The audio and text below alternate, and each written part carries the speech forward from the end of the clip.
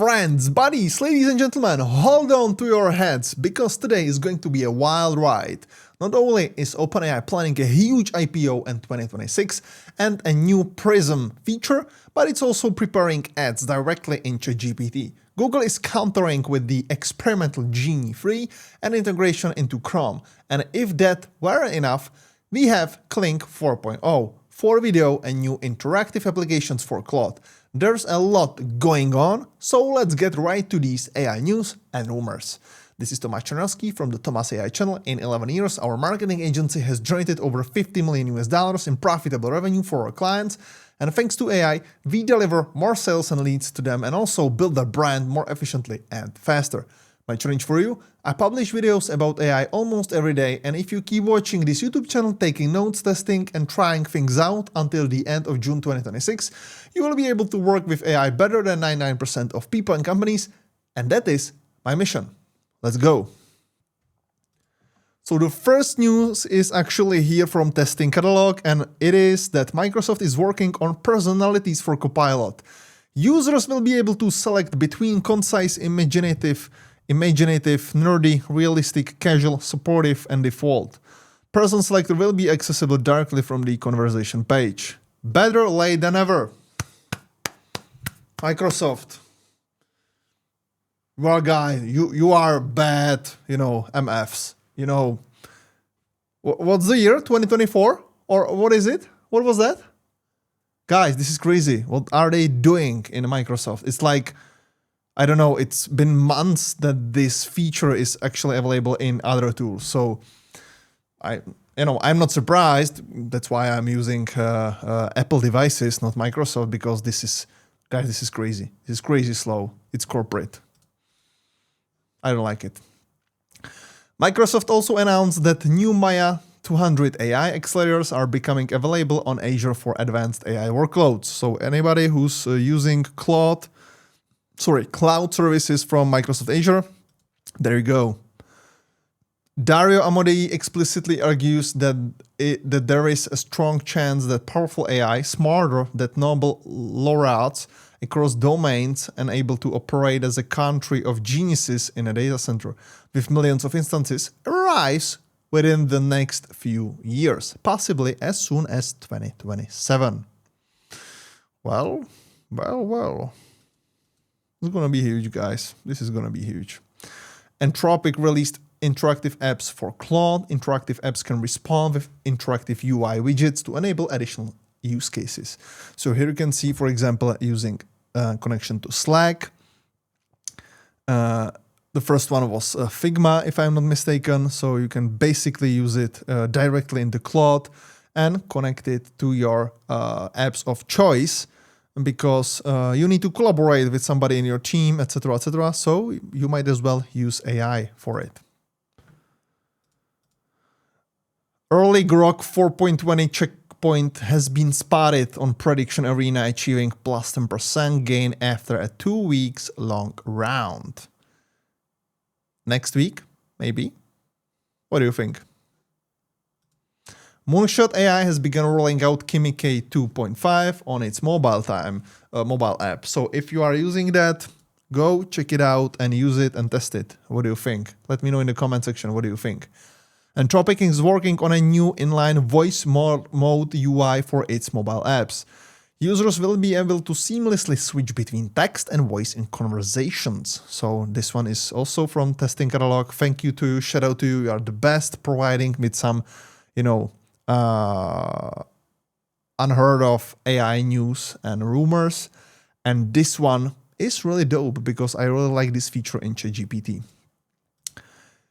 Kimi K2.5 open source model is now live on Kimi Chat and APIs with a leading 50% score on HLE, Humanities Last Exam benchmark.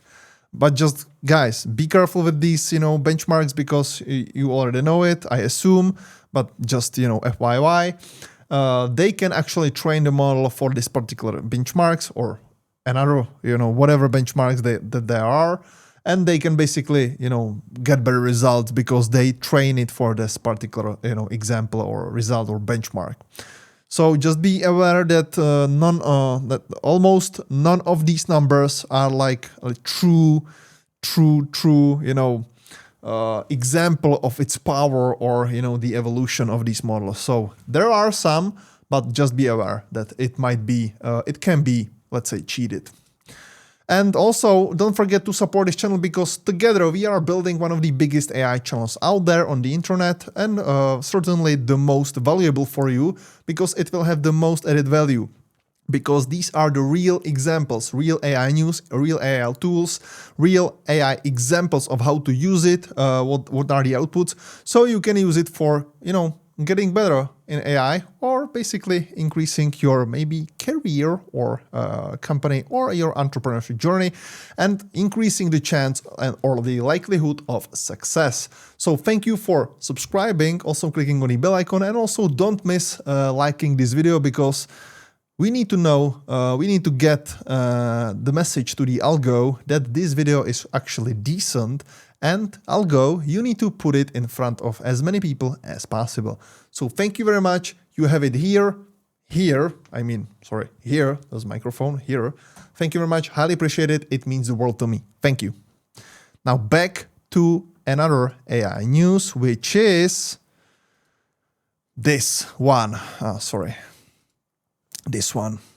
And that means that, yes, that the ClaudeBot, basically it's the thing, it's the keyword that was highly, and it's basically everywhere on the internet, and people were using that, thousands of videos, were using that in many conversations on X or whatever. And that means that it really was a really good thing, and it actually is. But Anthropic asked us to change our name because trademark stuff, obviously. And they basically changed it from ClaudeBot to Moldbot. So Claude to Multi. And what it means? Well, that means that you won't hear about ClaudeBot anymore, but you will hear about Moldbot. So be ever aware of that. And if you want to know more about it, just look at the video on this channel because I already published a video on ClaudeBot, now Moldbot, what it does, what it can do. But just be careful because there were some, let's say, security breaches and risks since it gained so much traction and so many people were using that and testing that. So it's not, I don't think that it is, today, it's not the best idea to just put it on your computer. Maybe use it on some computer that's completely empty and there are no personal information or nothing that can be stolen, etc., etc. But maybe just wait a couple of days until they will be able to basically double down on that. Mistral, which is the European AI, released Mistral Vibe 2.0, an upgraded SWE agent CLI with sub-agent, skill support, and new unified agent modes. So if you are vibe coding, this might be something for you. Manus AI from Meta now supports skills, which is something that was already introduced by Claude, by the Anthropic. So you can reuse them in Manus as well. Skill is not an issue anymore in these apps. In the Moldbot, you can now connect, you can connect it to your local models via the Ollama. All your data will stay on your device. No API calls required. So there you go. OpenAI released Prism, which is native workspace for researchers where GPT 5.2 can now work alongside you to help draft papers, revise citations, and more, available to pro users. Again, this one was discovered somewhere else, but this post is particular from Testing Catalog. Shout out to you again. You are the best guy or gal, or maybe guy. I think so. He's a guy. Anthropic is developing a new sketch. Again, Testing Catalog. You can see the tag here. Shout out to you. New sketch tool for Claude, which will allow users to draw their ideas directly on the canvas before uploading them as an attachment. I don't know the use case in particular, but yeah, it's a news, right? Google is launching Gemini in Chrome sidebar broadly to Pro and Ultra Chrome users in the US. with the browse and personal intelligence features. So we in the Europe, nothing for us, right? Because, Europe, bureaucracy, all the, things there, laws, blah, blah, blah, blah. So we'll wait maybe 3 years and then we might, use it. Joking. It might be quicker, but yeah.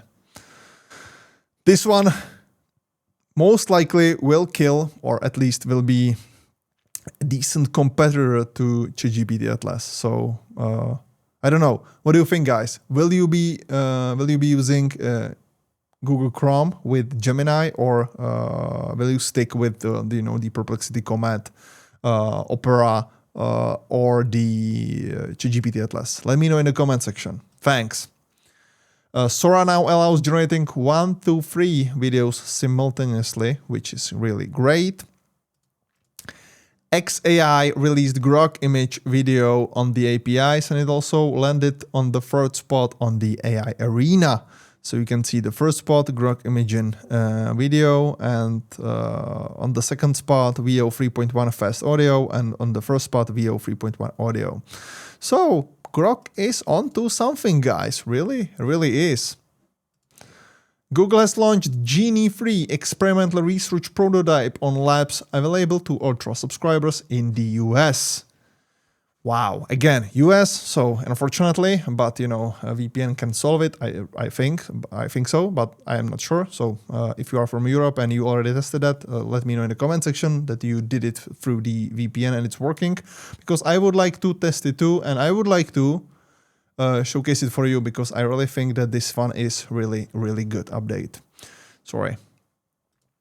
Google is working on deep design in deep design mode for Stitch, along with potential agent manager and voice input. So really cool. There you go, guys. This is the big news. OpenAI prepares ChatGPT ads for a broader rollout on web and mobile apps.